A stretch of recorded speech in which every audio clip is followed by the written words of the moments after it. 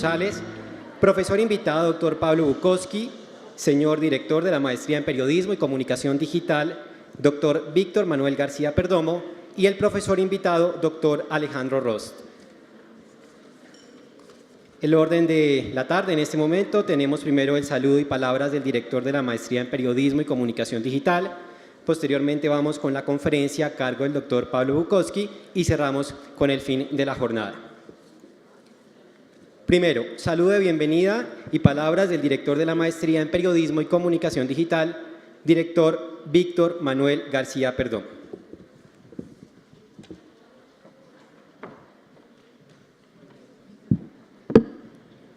Bueno, muchas gracias por estar aquí.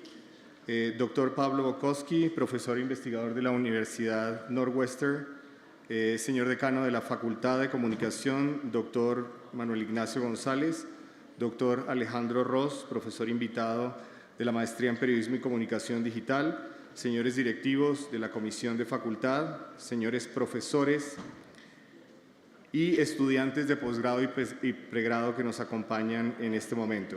Es un gusto para mí abrir esta celebración de la 7ª cohorte de la Maestría en Periodismo y Comunicación Digital. Agradezco especialmente al doctor Pablo Bukowski por aceptar nuestra invitación a la inauguración del programa. Quisiera saludar también a los estudiantes de la maestría que nos acompañan, especialmente a los de la 7ª cohorte, que han tomado la importante decisión de comenzar sus estudios de posgrado para dar respuesta a través de su trabajo académico a los principales retos que impone la digitalización en la formación de este nuevo ecosistema de medios. Tenemos este año un grupo extraordinario de profesionales que trabajan en diversos campos. Carlos García, director de Desarrollo de Audiencias de Caracol Televisión, José Álvaro Aldana, presentador de City TV, Andrés Piñeros, Social Media Analyst de Fox Sports Colombia, Diana Carolina Rey, del noticiero CMI, Andrea Catalina Vargas, periodista de Caracol Televisión, Juan Pablo Orjuela Espinosa, de World Vision International, Luis Fernando Cifuentes, de Comunicaciones de la Secretaría de Educación de Bogotá, Meli Carreño, especialista y analista de comunicaciones de la Fuerza Aérea de Colombia, Carlos Andrés Estudillo Toro, editor de contenidos de Electronews, y María Isabel Magaña, profesora y especialista en periodismo de datos. Démosles por favor a ellos una calurosa bienvenida y un aplauso a la Universidad de la Sabana.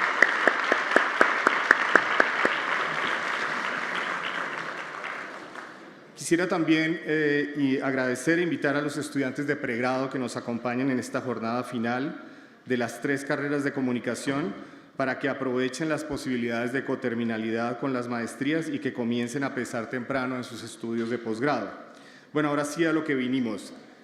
Rápidamente, en un informe publicado esta semana por el Nieman Lab de la Universidad de Harvard, se informa que lo que parecía hasta hace unos años impensable es una realidad en nuestro mercado.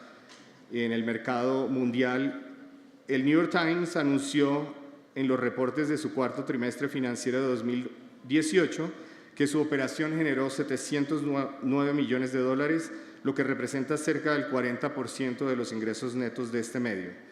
Este anuncio refuerza ciertas ideas respecto a la tecnología digital y la relación fallida entre los medios tradicionales y las nuevas tecnologías, que me lleva a una serie de reflexiones que quisiera compartir con ustedes. La sociedad y la tecnología se transforman mutuamente en procesos cíclicos que abren y cierran caminos inesperados para la humanidad. No puede entenderse el avance de la tecnología sin entender los profundos cambios sociales, políticos y económicos que sufre la humanidad. Pero tampoco es posible explicar a las sociedades sin los cambios producidos por la tecnología misma, una vez ésta se instala y se difunde dentro de las comunidades. Cuando la tecnología es finalmente apropiada por las comunidades, especialmente la tecnología digital, creemos que los grandes cambios ocurren en la sociedad muchas veces de manera silenciosa. En su estado de difusión y consolidación, sin embargo, las innovaciones tecnológicas reciben cierta resistencia social y profundos debates entre grupos conectados en la red. Esas expresiones se materializan por lo general en 2 extremos. Por un lado, una facción importante articula visiones apocalípticas de la tecnología como motor devastador de las sociedades. Por el otro, se generan una serie de visiones hiperoptimistas sobre el poder de la tecnología que por lo general se desvanecen en el tiempo al ser cooptadas por los poderes tradicionales, la legislación o los gobiernos.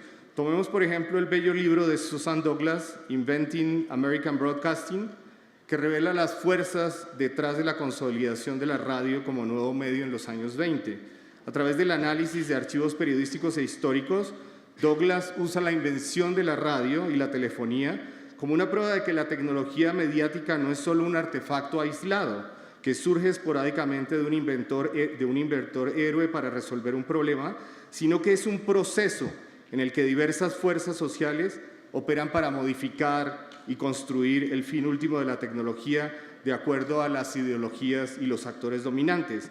Douglas nos muestra cómo la tecnología del nuevo medio de comunicación despertó miedos y utopías respecto a las posibilidades de crear una nueva sociedad en la que los radioamateurs, los inventores y el pueblo asumieran el control de la comunicación, pero muestra cómo fuerzas económicas y gubernamentales instauradas intervinieron para modificar esas intenciones plurales, argumentando fugas informativas, desorden y seguridad de los estados. En efecto, para la consolidación social de la tecnología, los actores producen una serie de discursos que son importantes entender y que generalmente son llamados encuadres tecnológicos o frames, que se generan gracias a la interacción de diversos grupos sociales y que terminan por dar sentido y valor a los nuevos artefactos. La forma como estos diversos actores sociales resuelven sus problemas, las innovaciones que utilizan y el entendimiento que generan con respecto a la innovación y a la adopción de la tecnología determinan obviamente la trayectoria de los medios. Debido a esa carga estructural, los encuadres tecnológicos tienen la capacidad de promover ciertos artefactos y acciones y por el contrario desestimulan a otros dentro de las comunidades. Así, por ejemplo, el éxito de una innovación depende de la adopción de la sociedad de un particular encuadre tecnológico. Los actores pueden apoyar o rechazar ese encuadre tecnológico propuesto, causando la estabilización o desestabilización de las plataformas. Los actores más poderosos dentro de esa relación, obviamente, tratan de imponer la visión que tienen de la tecnología y que esa tecnología se estabilice a su favor. Sin embargo, cuando hay un grupo dominante, no hay un grupo dominante que pueda imponer su visión, las innovaciones como la tecnología digital resultan inestables, radicales y pueden adoptar distintas formas y caminos. El simbolismo en este caso también juega un papel determinante y fundamental en la adopción de la tecnología. Vicente Mosco argumenta en su libro The Digital Sublime que lo que la gente llama el ciberespacio, por ejemplo, abarca mitos fundamentales de nuestro tiempo que refuerzan la visión de una humanidad libre de tiempo, libre de espacio y libre del poder político.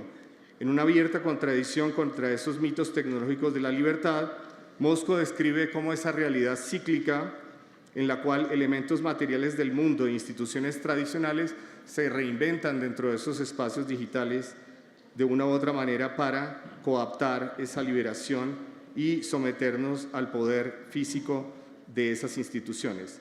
Mosco nos recuerda cómo tecnologías previas como la electricidad y el telégrafo, y la radio y la televisión y el cable, vinieron con sus propias visiones respecto al final de los tiempos, del espacio y las relaciones sociales tradicionales, trayendo sus propias promesas de revolución. De tal manera que la tecnología en ese sentido no solo se transforma por la cultura y las fuerzas políticas, sino también es moldeada por las visiones, fantasías y mitos que tenemos de la tecnología. La idea romántica de la Internet, por ejemplo, como una tecnología marcada por el emprendimiento del libre mercado, es otro de los grandes mitos de nuestro tiempo. Stirter nos recuerda en su texto The Net Effect que la Internet no fue creada por dos tipos de emprendedores en un garaje, y eso hay que tenerlo en cuenta, ni por el liderazgo corporativo, ni necesariamente por las demandas del mercado. Por el contrario, la Internet fue creada por comunidades que querían compartir libremente contenidos e ideas y valores en sus fases iniciales de desarrollo. En el contexto colombiano, las investigaciones indican que la interacción de los medios con las redes sociales muestra que existen dos simbolismos profundos que permean nuestro entendimiento y adopción de la tecnología digital en relación a los medios. El primero es algo que yo llamo la difusión tecnológica en cascada, cuyas aguas caen en diferentes tiempos y lugares dependiendo del nivel de desarrollo de cada una región. Eso hace creer a los medios colombianos, por ejemplo, que tienen más tiempo que otros países para adoptar innovaciones tecnológicas antes de que alcancen el nivel de disrupción esperado dentro de la sociedad. De esta manera, los medios creen que las innovaciones tecnológicas digitales deben ser primero apropiadas en otros países con audiencias más fuertes como Estados Unidos, Brasil y Argentina, y solo cuando las herramientas y plataformas digitales alcanzan un nivel mediano de éxito y aceptación, los medios y mercados colombianos comienzan a implementar estas herramientas de manera efectiva pero tardía.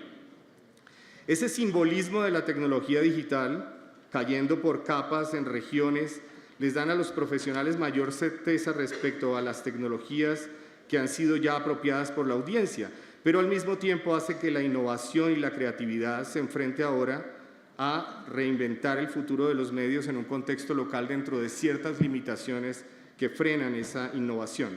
El segundo gran simbolismo que mueve a los medios colombianos a la hora de adoptar nuevas herramientas es el carácter gratuito de la tecnología. Muchos managers de Colombia creyeron en su momento que no había necesidad de invertir en tecnología. Ser pioneros o innovadores en herramientas digitales no era necesario porque esas herramientas estaban allí afuera para ser apropiadas y utilizadas. Y el truco consistía en poner contenidos dentro de esas plataformas en las que estaban en las audiencias. Ese simbolismo hizo que muchos medios abandonaran sus propias ideas, sus plataformas, y dejaron al lado el corazón de su negocio. Persiguiendo clics y audiencias, los medios se dedicaron a pescar sobre un mar plagado de tormentas que finalmente les hizo perder el timón. La poderosa idea de que los medios tradicionales van a morir si no hacen la transición a espacios online o son relevantes para los usuarios en redes, hizo que los medios cometieran numerosos errores en su estrategia comercial y se negaran a hacer una serie de reflexiones respecto a los contenidos, a las plataformas web y a los dispositivos móviles. Quien controle las pantallas y las formas de distribución parece que va a comandar a los medios de comunicación. Así que la idea de perseguir a las audiencias en plataformas y en espacios de red no es necesariamente una decisión estratégica que vayan con los elementos fundamentales que forjaron a los medios en espacios digitales. La invitación entonces desde la Maestría en Periodismo y Comunicación Digital es pensarnos la tecnología digital con una perspectiva crítica que nos aparte de simbolismos románticos para devolvernos sobre el terreno de la investigación y la indagación real para encontrar formas innovadoras de representar ese futuro respecto a la comunicación y al periodismo. Muchas gracias y Pablo, gracias por estar acá de nuevo.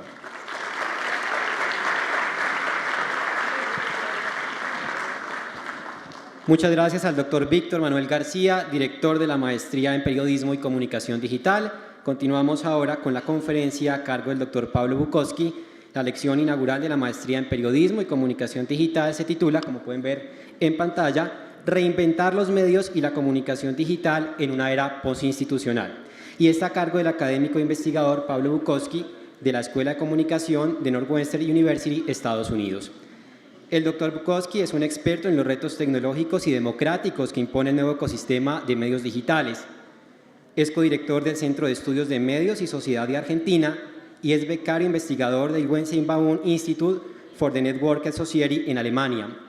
De 2014 a 2017 fue director de posgrados de la Escuela de Comunicación en Northwestern University. Obtuvo su doctorado en la Universidad de Cornell en 2001 y fue profesor del Massachusetts Institute of Technology de 2001 hasta 2005, cuando entró a ser parte de Northwestern. Su investigación se centra en las dinámicas de la cultura digital desde una perspectiva comparativa. El profesor es autor de 3 importantes libros que han sido fundamentales para el cambio del entendimiento sobre el campo de la comunicación digital. Actualmente es coordinador del Proyecto NED, un estudio sobre el consumo de noticias, entretenimiento y tecnología en Argentina, Finlandia, Israel, Japón y Estados Unidos. Damos la bienvenida al doctor Bukowski y su conferencia.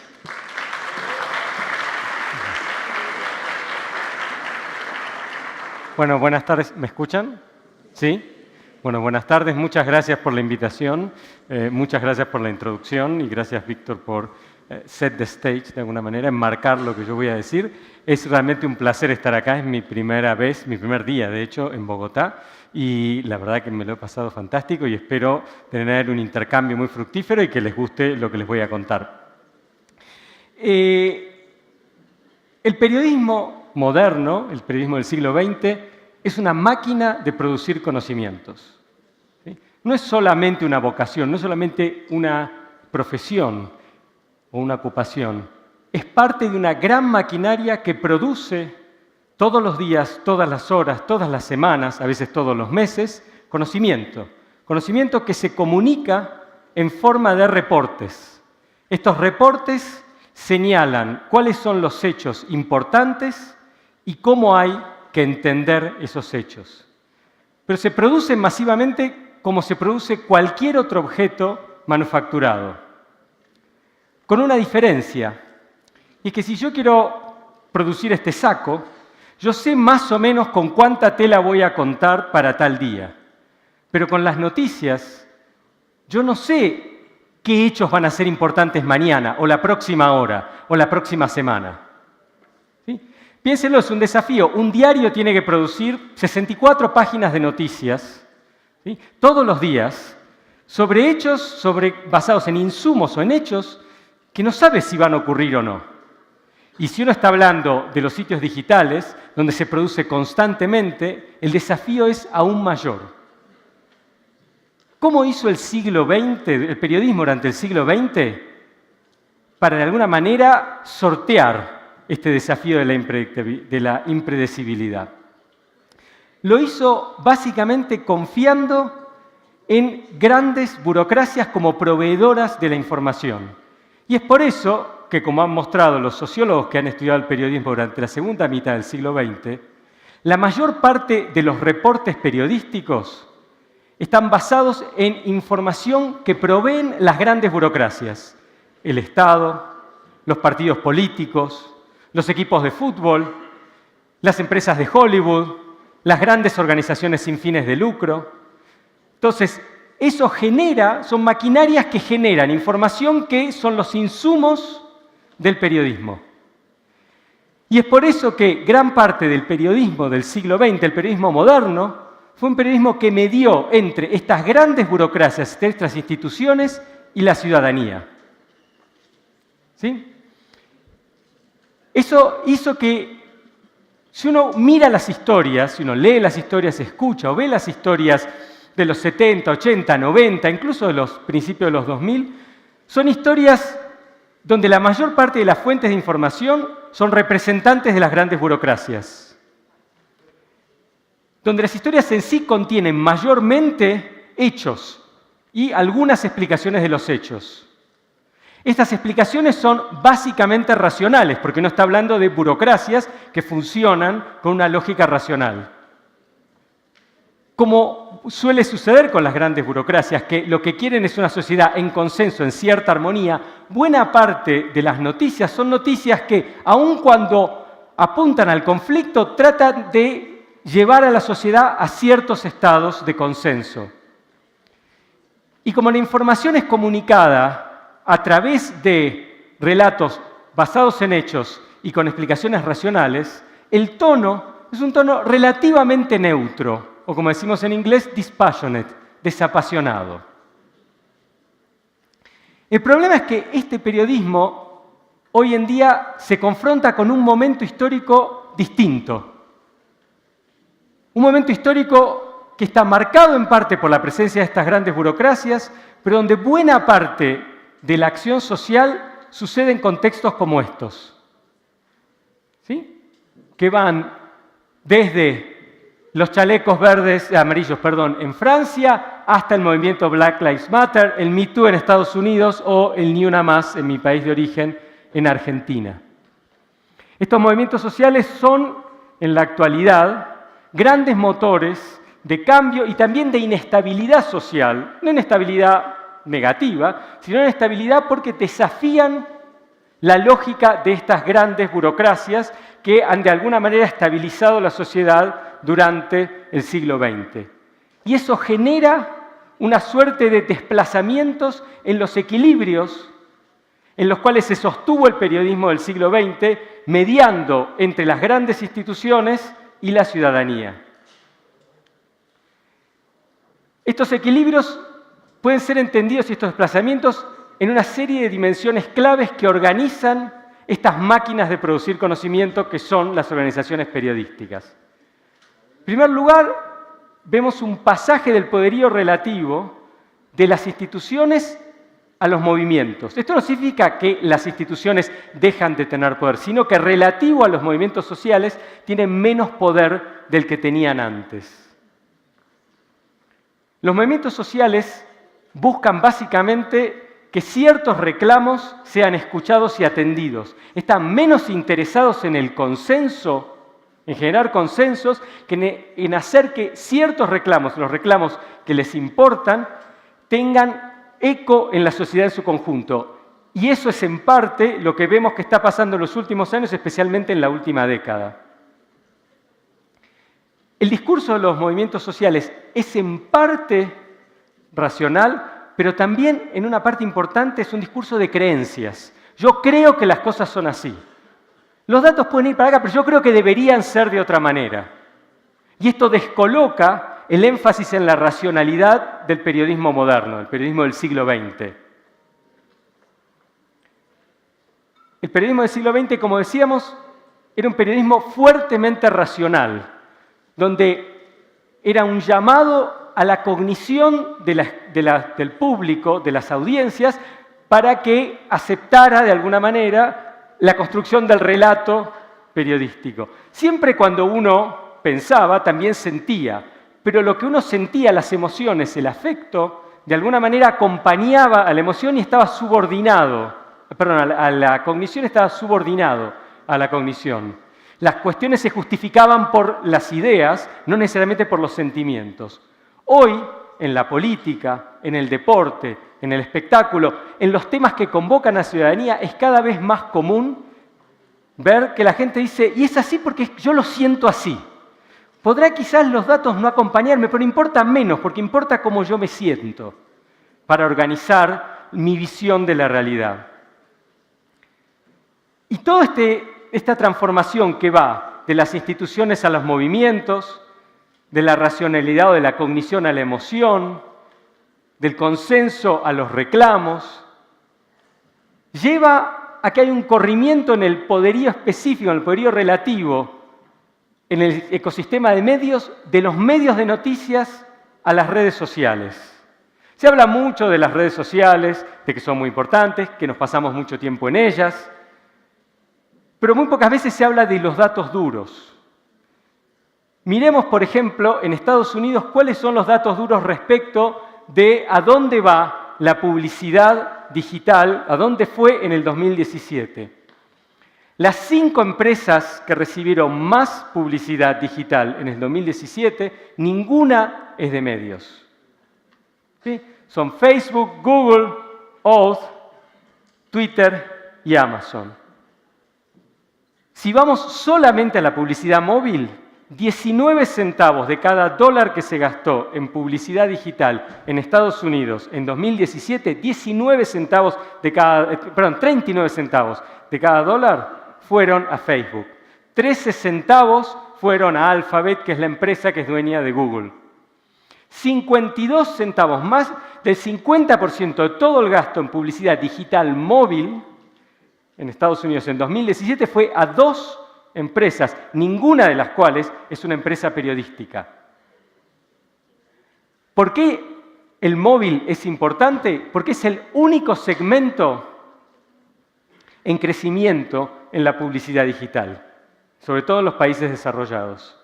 En los últimos 6 años, el gasto en publicidad digital móvil se triplica en Estados Unidos y va hacia estas 2 empresas, Facebook, Google, y un poquito hacia las otras. Cuando hablamos de un desplazamiento del poderío relativo de los medios de noticias a las redes sociales, hablamos de esto, de que los ingresos de los recursos yendo de las empresas periodísticas a las empresas de las redes. Y esto es así porque nos pasamos buena parte de nuestra vida en las redes sociales. Nos pasamos el 17% del tiempo que no estamos durmiendo en las redes. El 17% del tiempo que no estamos durmiendo en las redes. Estamos en redes 7 veces más de lo que hacemos ejercicio. Si en el planeta hubiera gente que en lugar de estar en las redes estuviera haciendo gimnasia, ¿sí?, el costo en salud pública disminuiría a nivel planetario estratosféricamente. Porque estamos tanto en las redes y porque nos importa tanto, es que los recursos van ahí. Ahora, estos desplazamientos en los equilibrios en estas dimensiones generan un contexto que desafía la lógica del periodismo moderno, el periodismo del siglo XX, en el cual, sobre todo, los medios ya no median, o por lo menos no median como solían mediar. Porque buena parte del diálogo cívico, de la organización social, de la energía política, hoy en día pasa por los movimientos. Y los movimientos se comunican en las redes. Si ustedes hablan con activistas, por ejemplo, del movimiento Ni Una Menos, ¿sí?, gran parte de ese movimiento se organiza, se comunica entre sí, se organiza en las redes sociales. En parte porque las empresas de medios durante mucho tiempo no les dieron importancia. Solo les dieron importancia cuando su poder de convocatoria creció más allá de determinados límites. Y pasa así con otros movimientos sociales como Black Lives Matter en Estados Unidos. Frente a esto, ¿qué puede hacer el periodismo digital sobre todo, para reinventarse en estos tiempos que yo llamo post-institucionales? El primer punto es generar un periodismo que incluya un abanico mucho más amplio de perspectivas, que incluya las perspectivas burocráticas de las grandes burocracias, pero también de muchos actores individuales y colectivos que no se sienten representados o que no forman parte de estas burocracias masivas, estas grandes corporaciones o de estas grandes instituciones sociales.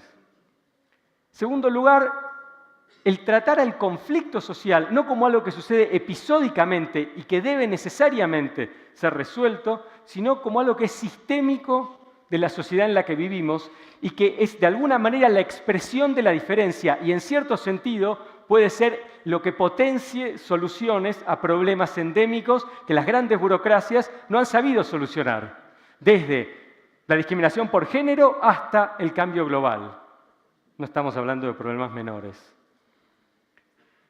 En tercer lugar, legitimar la emoción no como algo a ser explicado o como algo secundario, sino como un mecanismo interpretativo clave de las audiencias, ¿sí?, a través del cual las audiencias hacen sentido de la información que se comunica y por lo tanto el reporte periodístico tiene que de alguna manera anticipar y avalar este tipo de procesamiento de información, que no es solamente cognitivo, sino también altamente emocional.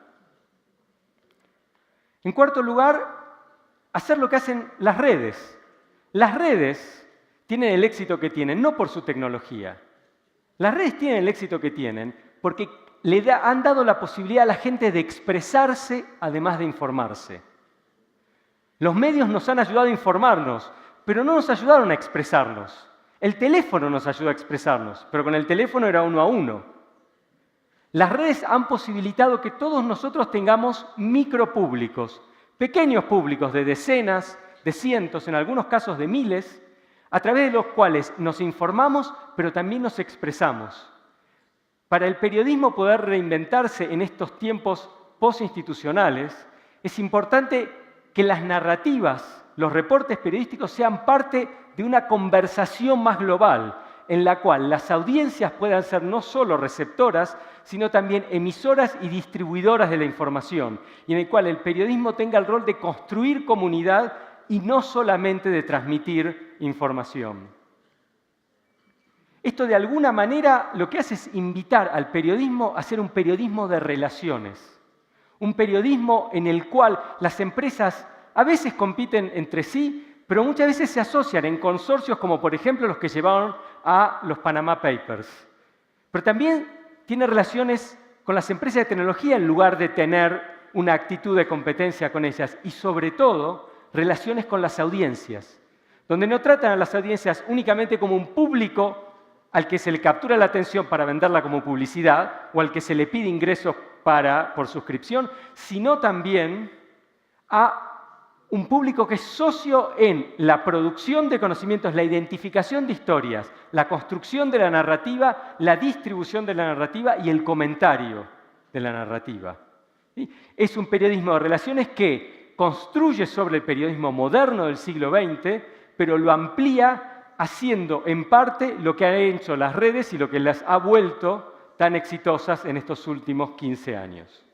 Muchas gracias.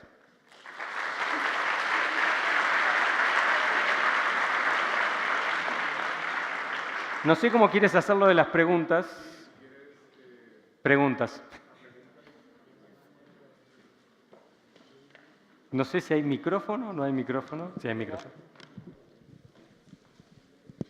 El que tenga preguntas, levanta la mano y le llevamos un micrófono a su asiento, se presenta y formula la pregunta, por favor. Profesor, yo soy María Isabel Magaña, también profesora de la Facultad de Comunicación, y me surgen solo dos preguntas.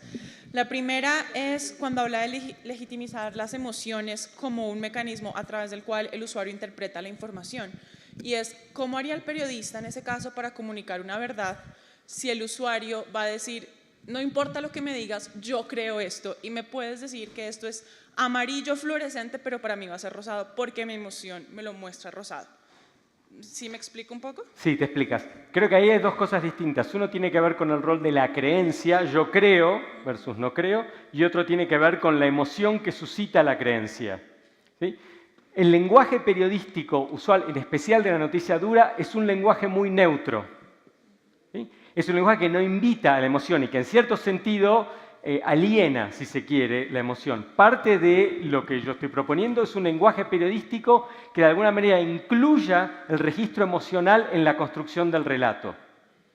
Número uno. Número dos, la otra cosa que sucede, sobre todo con las noticias duras, es que en general son noticias negativas, ¿sí? Y generan emociones negativas. Nosotros hemos estudiado con colegas cuáles son el rango de emociones típicas que genera la noticia dura y suele ser muy negativa y eso aliena a la gente del contenido periodístico. Hace que la gente no preste muchísima atención, ¿sí? Por ejemplo, para dar un dato comparativo, el promedio de una visita a uno de los 50 sitios líderes digitales de Estados Unidos es de 2 minutos y 24 segundos.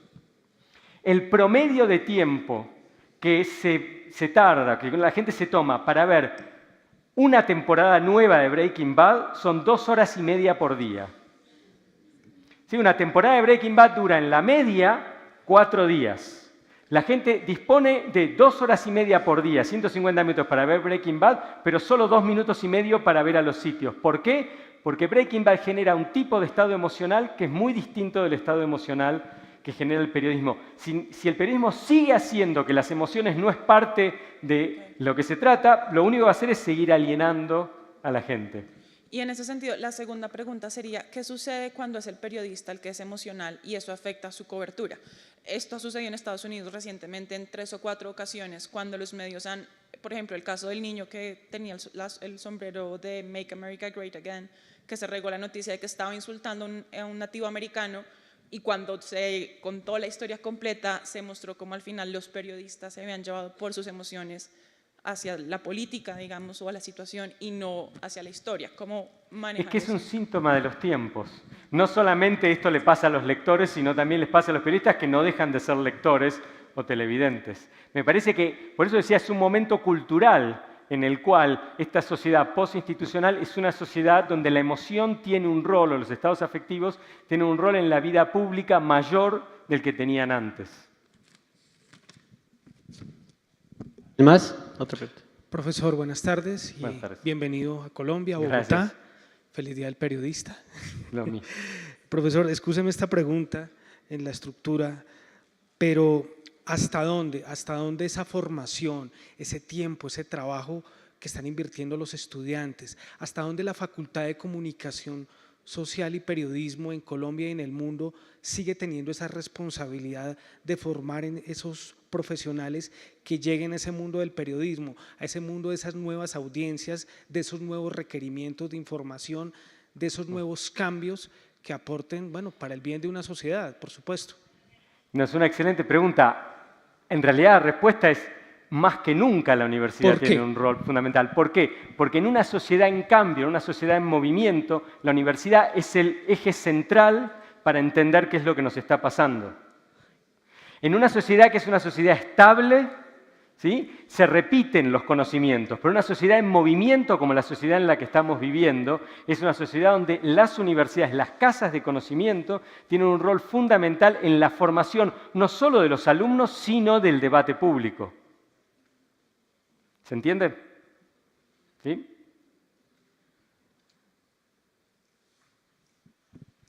Ahí hay una. Buenas tardes, Buenas profesor. tardes.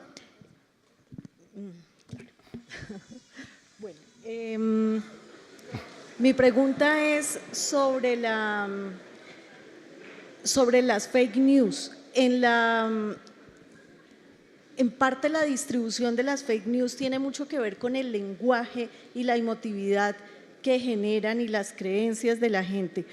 Parte de ese lenguaje que usted dice debería ser emotivo, deberíamos aplicarlo también a las noticias reales, quizás para buscar contrarrestar la falsedad. No, a ver, lo que sucede con el fenómeno de las noticias falsas es básicamente lo siguiente. Siempre hubo noticias falsas. No es que todo lo que se produjo en el ecosistema de medios hasta el 2016 era todo verdadero. Hubo noticias falsas, intencionalmente falsas, ¿sí? Aquellos que han visto El Ciudadano de Orson Welles saben, tiene un gran ejemplo con la supuesta invención de la guerra en España. Y están las noticias falsas inintencionales, porque alguien se equivoca, y eso también sucede incluso con los mejores controles de calidad. Le pasó al New York Times con las armas de destrucción masiva y Judith Miller en los albores del comienzo de la invasión en Irak del 2003. Nunca van a dejar de existir las noticias falsas, en parte porque la mala intención es parte de la naturaleza humana y en parte porque el error también es parte de la naturaleza humana. Existe la sensación, porque no está medido del todo, pero existe la sensación de que en los últimos años, sobre todo con la infraestructura de medios digitales, hay más noticias falsas de las que había antes. ¿Correcto? Ahora, en los últimos 6, 8 meses, se han empezado a publicar los primeros estudios académicos acerca de realmente cuántas noticias falsas hay, qué proporción de noticias falsas está expuesta a la gente y cuántas de esas noticias se recirculan. ¿Sí? Lo que muestran los pocos estudios que existen es que en realidad noticias falsas son un tema que causa mucho más alarma a nivel de medio de comunicación de lo que existe en la sociedad. Los últimos estudios lo que muestran, por ejemplo, es que para un usuario promedio de Twitter, que el usuario de Twitter es una persona que le interesa mucho la información, porque de todas las redes sociales, Twitter es la red que tiene un perfil más informativo. El usuario promedio de Twitter, en el último mes de la campaña presidencial del 2016, el último estudio sobre esto estima que estuvo expuesto, vayan a saber si cliqueó en ese tweet, pero a un tweet conteniendo una noticia falsa cada 3 días. Es una proporción muy baja. La mayor parte de la gente no estuvo expuesto a las noticias falsas. ¿Sí? Otro estudio que salió hace unas 3 semanas, publicado por 2 cientistas políticos de New York University, mostró que el 91.5% de la población no había tenido ninguna exposición, la población que ellos estudiaron, a noticias falsas. Entonces, primero, con respecto de, ¿hay más? Posiblemente haya más. No sabemos en proporción cuánto más hay porque antes no se medía. Número 1. Número 2. También hay mucha más información en general sobre. Entonces, el hecho de que haya muchas noticias falsas, también hay mucho más incremento de información. ¿Qué proporción ocupa? Quizás no tanto. En general, suele ser un fenómeno de nicho. La gente que está muy expuesta a noticias falsas es un porcentaje reducido de la población a la cual le interesa la información política. Suele ser de una edad más avanzada que joven y suele tener cierta orientación ideológica más que otra. Las noticias falsas no necesariamente apelan a la emoción. ¿Sí? Algunas sí, otras no. Y hay distintos tipos de noticias falsas. Está la noticia falsa producida, digamos, sin seguir los cánones periodísticos, sin seguir ningún tipo de control de calidad. Eso es la mayoría de lo que hay, pero no es a lo que está más expuesto a la población. En términos de a lo que está más expuesto a la población es otro tipo de noticia falsa, que es la noticia que mezcla información verdadera y falsa, o que mezcla información y opinión de una manera tendenciosa, ¿sí? Cuyo volumen es relativamente menor, ¿sí? Pero que circula más, se comparte más. Entonces, para, digamos, sintetizar de alguna manera, yo no creo que las noticias falsas necesariamente se vinculen a, digamos, la mayor importancia de la emoción. Creo que, en función de lo que marcan los estudios, por ahora es un fenómeno de nicho, ¿sí? Quizás, digamos, apuntado en ciertos sectores de la población puede haber llegado a cambiar, puede llegar a cambiar el resultado de una elección. Los estudios hasta la fecha marcan que esto no fue así hasta ahora, pero puede ser que suceda. Y lo que quizás a mí me resulta más interesante pensar es el efecto paradojal que tiene en el sistema de medios, en el periodismo, darle tanta importancia a las noticias falsas. El periodismo tiene una credibilidad relativamente baja como institución social. En el estudio de Reuters del Instituto de Estudios sobre el Periodismo, midieron 37 países, fueron encuestados 74.000 personas. El promedio de estas personas dijo que creía básicamente en la calidad de la información en un 41% de los casos, 42 o 41, algo así, de la información que consumía en el 51% de los casos, de lo que consumía en motores de búsqueda, otra vez motores de búsqueda en un 30 y pico por ciento y en redes 20 y pico por ciento. O sea, es relativamente bajo. Cuanto más los medios de comunicación cubren noticias falsas, más el subtexto que la gente piensa es yo no sé en quién confiar, no hay nadie en quien confiar. ¿Sí? Con lo cual eso lo único que hace es socavar, ¿sí?, las bases de credibilidad de la única institución que realmente no está poniendo noticias falsas en circulación. Ahora, es un tema que seduce y vende mucho, ¿sí? La gente quiere leer sobre eso, pero hay un riesgo en cómo se lo cubre, ¿sí? Una última cosa sobre esto. El estudio este que mencionaba de mis colegas de New York University, que decía la mayor parte de la población, 91.5, no estuvo expuesta, significa que hubo 8.5 que sí. Todas las historias que yo vi en medios masivos de comunicación se enfocaron en el 8.5%. Ninguna en el 91.5%. Interesante, porque en realidad es la minoría de la población. Pablo. Sí. Por este lado. Hola, mi nombre es Aldemar, bienvenido. Gracias. Tengo una pregunta sobre modelo de negocio. ¿Ustedes qué conclusiones han sacado por lo que nos comentaron al principio sobre The New York Times? Cada vez más los ingresos de los medios que están empezando a tener éxito provienen de lo que pagan las mismas audiencias, que realmente es un hecho inédito en la historia y una cosa muy positiva. ¿Vamos hacia la desaparición definitiva de la publicidad en medios tradicionales o cómo va a ser esa canasta, esa mezcla de ingresos para las compañías periodísticas? ¿Cómo lo están viendo? Sí, no tiene que ver con la presentación en sí, pero digamos, yo diría lo siguiente. Primero, lo que funciona para el New York Times no necesariamente funciona para todas las empresas. La industria de la información históricamente ha sido una industria de mucha concentración, lo que se llama en inglés un winner-take-all market, ¿sí? En general, digamos, las audiencias de televisión están concentradas en unos pocos canales de televisión, pasa lo mismo con la radio, pasa lo mismo con la gráfica. De todos los mercados de medios, el mercado digital es el más concentrado, ¿sí? Si uno piensa, hay trillones de búsquedas por día, hay muchas alternativas de dónde buscar, todos buscamos en la misma, por lo menos en Occidente. En Japón, por ejemplo, Yahoo tiene una gran penetración de mercado, es una cuestión excepcional, ¿sí? Pero en general Google es el que domina. Si queremos comprar cosas, vamos a Amazon. Si queremos vender algo usado, vamos a eBay. Hay muchas otras alternativas, pero se termina consolidando. Lo mismo pasa con las audiencias noticiosas. Si vemos lo que ha ido pasando en los primeros 25 años, desde 1994 hasta ahora, del periodismo en la web, del periodismo en Internet, vemos que algunos jugadores como el New York Times se vuelven muy, muy grandes y empiezan a desaparecer los jugadores del medio y los de abajo, ¿sí?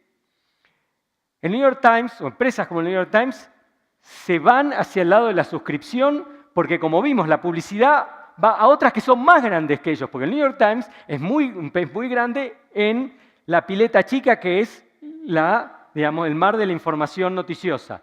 Pero en la pileta mucho más grande, en el océano de información digital, el New York Times es un pececito chiquitito. ¿Sí? La capitalización de mercado de Facebook es unas, no sé, 200 veces más grande, posiblemente ahora, que la del New York Times. La de Google también. No, la de Facebook debe ser unas 100 veces, Google debe ser unas 150 veces ahora.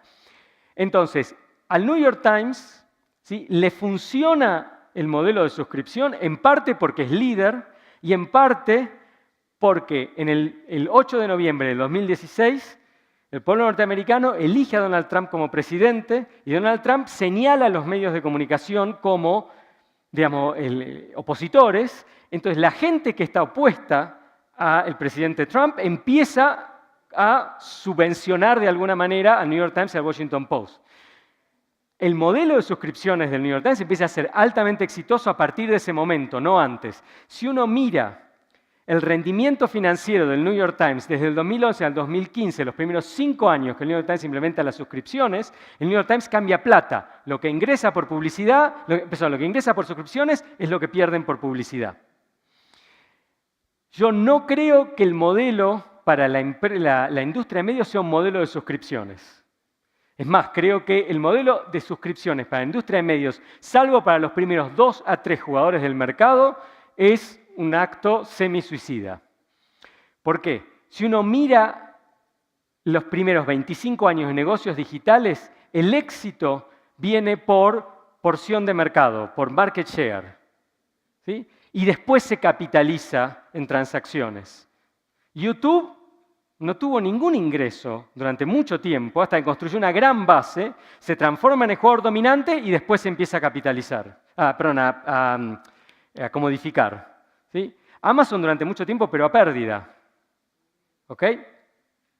Entonces, en un contexto de negocios en el cual los que ganan son los que tienen mucho market share, en el momento en que se implementa un sistema de paywall, en que se implementa una suscripción, la gente se va a otro lado.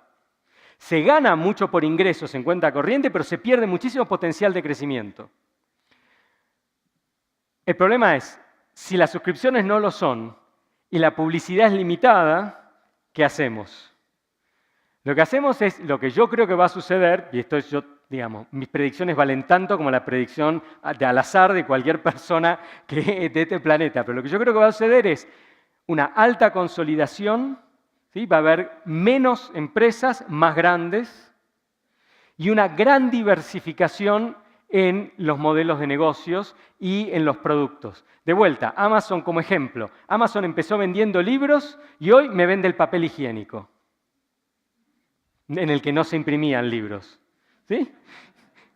Yo en Amazon compro absolutamente todo. Y como vivo en Chicago y a veces hace mucho frío, hago también las compras del supermercado en Amazon. Además que Amazon compró Whole Foods, que está a 2 cuadras de mi casa, pero cuando ir a 2 cuadras de mi casa es mucho, ¿sí? Lo compro en internet en Amazon. Compro absolutamente todo. Ropa, electrodomésticos. Hace poco me compré una bicicleta fija para andar en mi casa en Amazon. Bueno, esa diversificación es en parte a donde yo creo que las empresas de información en general van a ir. Organización de festivales, cosas que generen, digamos, comunidad. Toda una serie de posibilidades que se abren al tener información, como tienen los medios de comunicación. Pero yo creo que no, personalmente, para el mejor 1, 2, tal vez 3, las suscripciones pueden ser viables. Para el resto, yo no creo.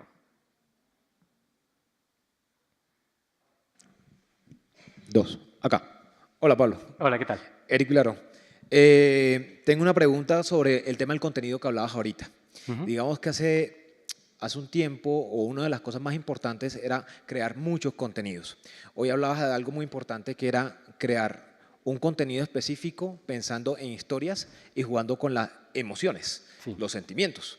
Digamos que eso lo podemos enmarcar en la palabra storytelling o digital, sí, storytelling. Pero muchos medios dicen, yo quiero capacitar a mi gente, o ya la tengo capacitada, quiero que comiencen a producir grandes historias con narrativas de digital storytelling. Pero le dicen, ojo, necesito un storytelling para mañana. Eso no lo puedo construir para mañana. No, es que necesito 200 noticias para mañana porque tengo un paywall y necesito que la gente que está pagando para la suscripción digital tenga volumen. ¿Qué opinas de eso? ¿Es mejor volumen o mejor calidad? Porque ahí jugamos con temas muy delicados con los medios. Marca, comunidad y personalización. en ese orden. Yo creo que la marca es fundamental. A veces la marca implica construir a pérdida, o sea, hacer digital storytelling de alta calidad que no rinde en función de la publicidad que se ingresa por eso. Por eso genera marca. ¿Sí? La personalización es fundamental porque estas tecnologías permiten eso. Y lo que dan los motores de búsqueda, las redes, es personalización. Uno tiene una experiencia cada vez más distinta. Hay toda una serie de correlatos, quizás negativos a nivel político de la sociedad, que tiene que ver con segmentar mucho. Pero si hablamos de modelo de negocios, hay que personalizar. Yo creo que no hay ninguna otra. Y la otra cosa que me parece importante es entender cómo las audiencias consumen la información digital. Una pantalla dura en promedio 12 segundos. O sea, la gente rota pantallas en la computadora 12 segundos. Posiblemente rote, se está siendo estudiado esto, en los celulares 5 segundos, 5 a 6 segundos una pantalla. Entonces, ¿cómo cuentas una historia en 5 o 6 segundos? Complicado. Con respecto al volumen, el volumen no necesariamente es malo. Yo no creo que lleve a, digamos, puede llevar a, digamos, incrementar en publicidad hasta cierto punto, pero para eso hay una solución tecnológica que es que cada vez es más posible utilizar programas de computación para contar historias basadas en informaciones cuantitativas. ¿Sí? Informaciones de deportes, informaciones de comportamiento económico. Hay software que hoy en día toman esos datos en planilla de Excel y construyen una historia. Y las historias no son malas. De hecho, no están ni muy mal escritas y los datos están bien analizados. Si uno quiere volumen, esa es una buena manera de generar volumen. Pero yo creo que pasa más por construir comunidad, construir marca y entender dónde está la gente y cómo la gente consume la información. La gente no está leyendo mucho tiempo. Por algo, el promedio de toda una visita son 2 minutos y 24 segundos. La mayor parte del consumo es incidental de todas maneras. Uno está en la red, mira y después se va y mira otra cosa.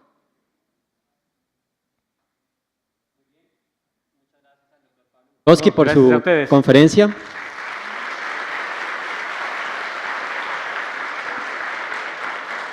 Muchas gracias. Te recuerdan una y otra vez que eres de los que no están conformes, de los que preguntan por qué y para qué, de los que ven, piensan y dicen lo que nadie más, de los que entienden y conectan a las personas. Es el momento de pensar socialmente. Es el momento de crear digitalmente. Es el momento de narrar periodísticamente. Es el momento de actuar públicamente. Es el momento de influir globalmente. Reta tus fronteras. Sé imprescindible. Cambia el mundo. Sé un comunicador social y periodista de la Universidad de La Sabana.